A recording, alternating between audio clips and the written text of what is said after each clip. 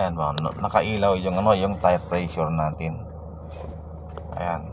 Tapos syempre nakapark tayo, nakapark. Tapos pag bombang ko yan, apakan ko yung gas, aabot yan ng red. Ayan.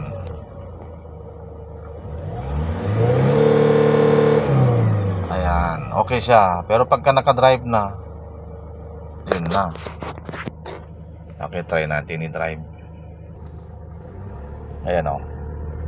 Pag yan, pag umabot yan ng 2, parang mamamatay siya. Ayan.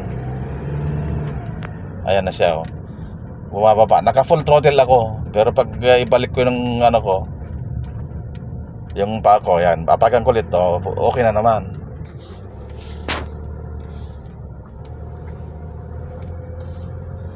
Yan, pag dahan-dahanan, pag ano, basta wag lang lalampas ng 2, okay siya. Pero pag example yan o, bilisan ko, apakan ko ng gas.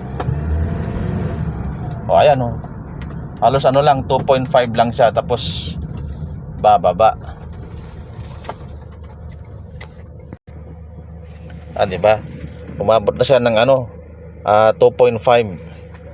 Paglampas ng 2.5, wala na, biglang magda-drop down yung ano, yung RPM natin pagka naka-steady yung apak natin sa ano, sa gas.